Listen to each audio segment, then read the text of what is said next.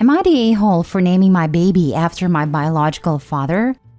My 30 female mom and bio dad were addicted to drugs when she got pregnant. She got sober and my bio dad tried but struggled, but they decided before I was born that it would be best if he weren't around, at least until he cleaned up his act.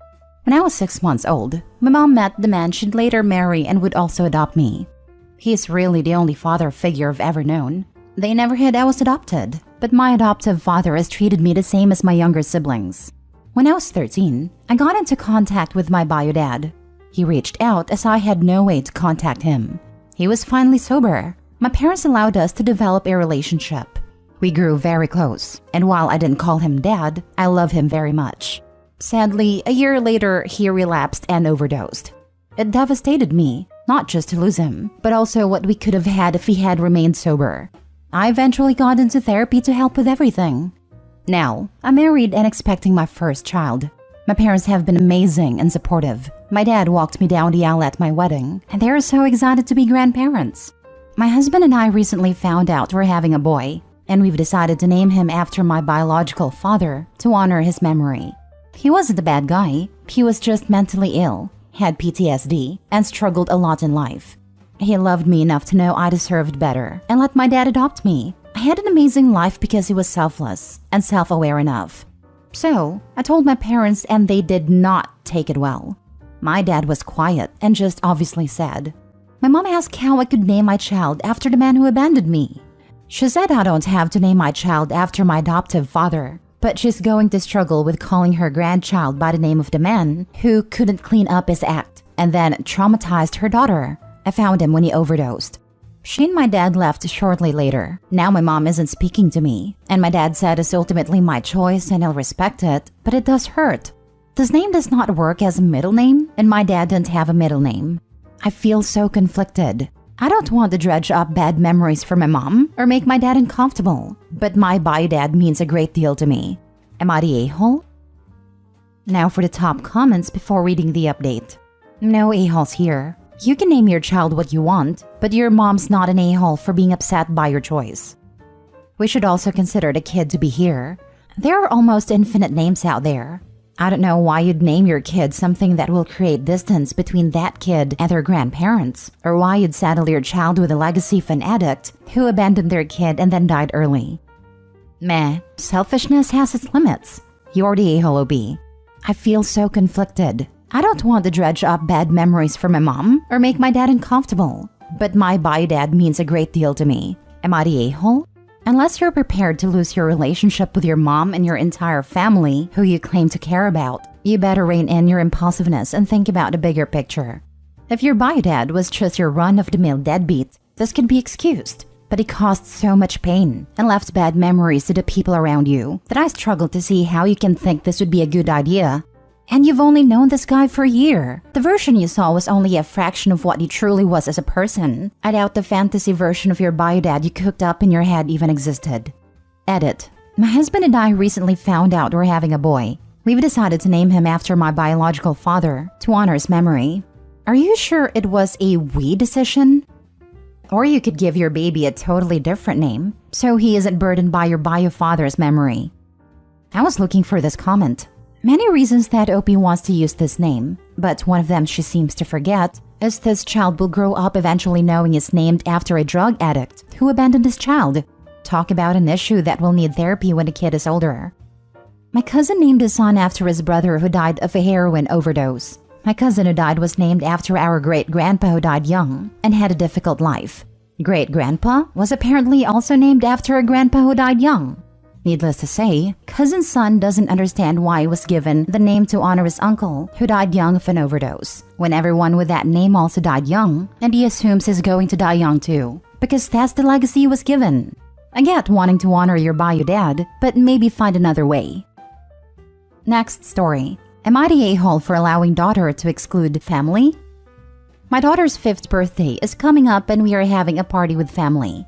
My husband and I agreed to let my daughter choose who she wants to invite. She chose to invite everyone in my family and my husband's family, except for my husband's mom and stepfather. A bit of backstory is that my mother-in-law and father-in-law live out of state and have taken absolutely no interest in my daughter's life. They haven't even seen her in 3 years. During the past 3 years, my husband and I have tried to get them to FaceTime my daughter, but to no avail. My mother-in-law recently, as in the last few weeks, started calling her once a week or so, but it took so many attempts to even get to that point. My mother-in-law and father-in-law are both retired, so the lack of effort is certainly not due to a lack of time. They are also financially well off and have taken many trips in the last few years, just not to see us. Well, my mother-in-law and father-in-law invited themselves out here during the days of my daughter's birthday and birthday party, so when they found out my daughter doesn't want them here, they were very offended. My mother-in-law is complaining to the rest of my husband's family about how hurt she is, but I'm of the mindset that she has made no effort with my daughter, so why should my daughter have to include her in her birthday? But my husband is starting to feel guilty, and the rest of his family saying how hurt his mom is. So am I the a-hole? You're the a-hole. Are you really blaming this on the whims of a 5-year-old? What if she randomly decided that she didn't want anyone from your side of the family there? Why would you even tell them they weren't wanted by your 5-year-old? Why create that tension when you claim that you want them to have a relationship? You want them to be salty at a 5-year-old? To me, it sounds retaliatory. You were all too happy to let them know they were being rejected because you felt rejected. Are we really all cuddling a grown adult who can't be bothered to develop a relationship with a grandchild and then wants a freaking pity party because they're not special enough to be thought of by said grandchild? LOL. I really love Reddit. This makes me think of all those parents who force their kids to hug/kiss family members, even when the kid says no. Trample all over those boundaries early, I guess. Info. I'm pretty suspicious here. Your daughter is 5. I'm skeptical you didn't lead her towards this decision in any way. Did she make a list of people she wanted to invite and didn't mention them? Did you ask and she said no? Yes, I'd also like to know what the daughter says is her reasoning for not inviting them. If a kid says they don't want to be around someone, that should be respected. Does she have other reasons for being uncomfortable besides never seeing this person before? She's 5.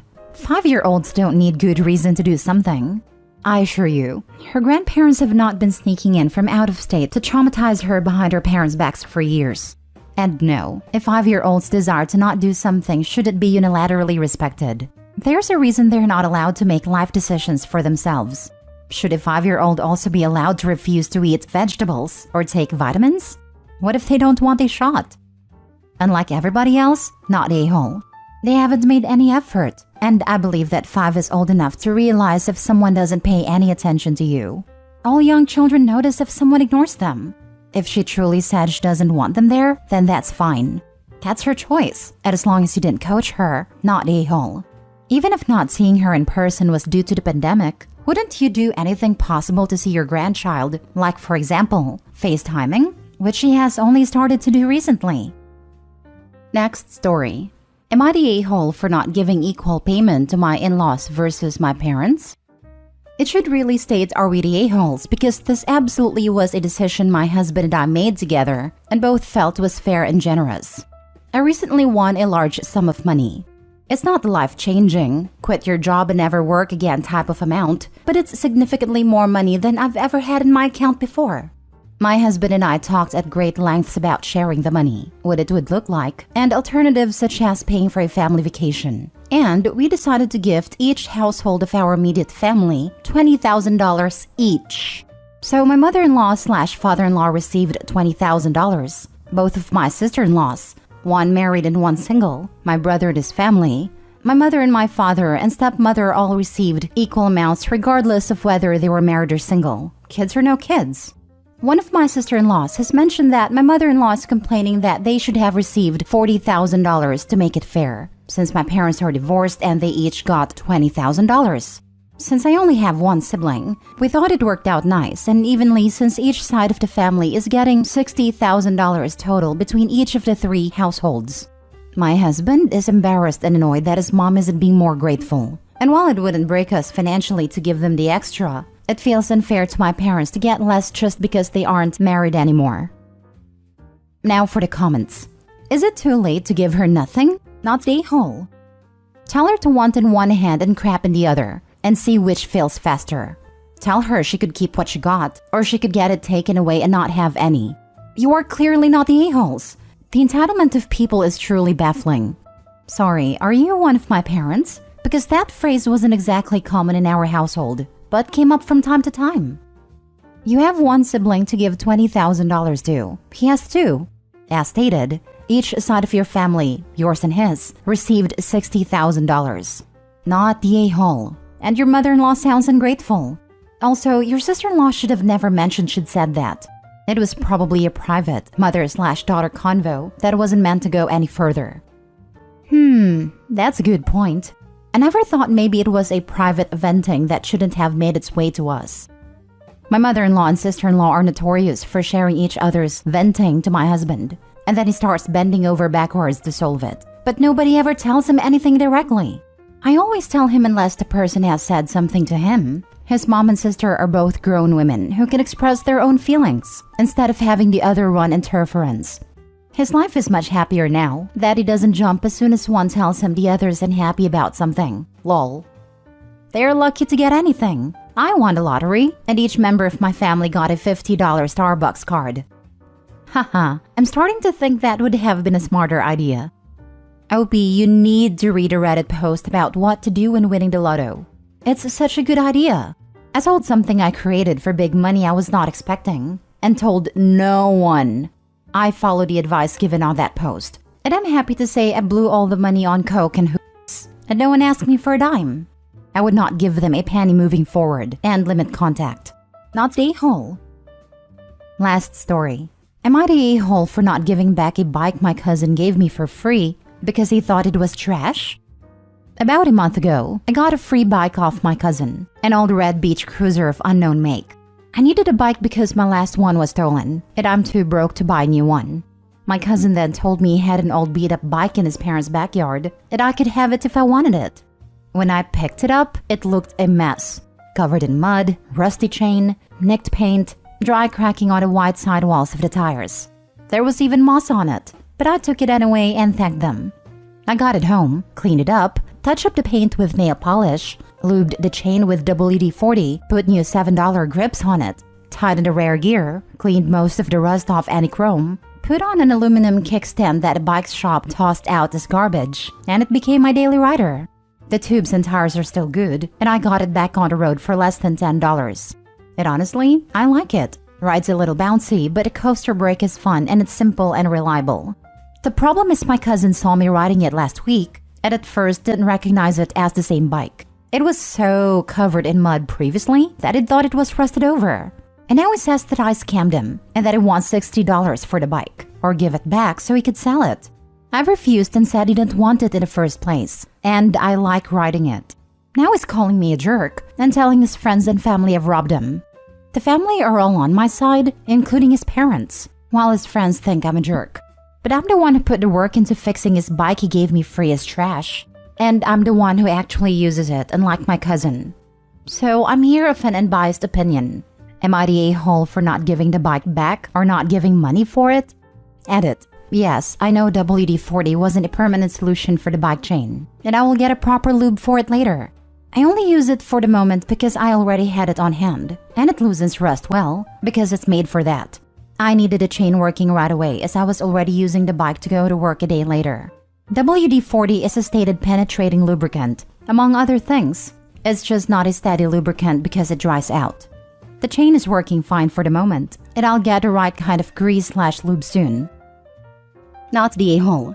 If he wants the bike back, he should be willing to pay you money for the grips, WD-40, kickstand, and labor. I already had a WD-40, and the kickstand was free. The only things I had money into was the grips and dollar store nail polish. But it was still a day's labor to get it roadworthy again. Call a bike shop and ask what their hourly rate is for repairing a bike. Tell your cousin he can have the bike back, minus the cost of repair material plus the labor you spent on it. I guarantee that it will be more than $60, and probably more than he could sell the bike for. He doesn't get to profit off your labor for free. I know what the local bike shop's hourly rate is $25 an hour, plus the cost of the parts. Obviously not the a-hole. Your cousin is being ridiculous. He gave you a bike that apparently he thought was completely useless, and perhaps not even usable. And now that you fixed it up, he thinks you scammed him? What a joke. His friends are on his side because they are his friends, and because he likely didn't explain the situation fully or correctly to them. Don't worry about what they think. Exactly. The cousin is trying to scam and take advantage of OP. The cousin saw the bike as trash that got taken off of his hands. He didn't have to take the time or the energy required to discard it. Now that OP has taken the time to repair the bike and proven that it still works, the cousin wants to swindle OP to make a quick buck. And like you said, the scammer cousin probably only told his friends half of the story. What was your cousin expecting? That you were going to ride it still covered in moss and dirt? I was expecting the story to turn into the bike being a special edition that was worth a fortune. Wonder what your cousin has told his friends to make them on his side. As far as I can tell, the bike is nothing special, nor is it vintage. Maybe it is worth $60 in its current condition, because some people seem to want a fair amount for used beach cruiser. But it was basically worthless when I got it.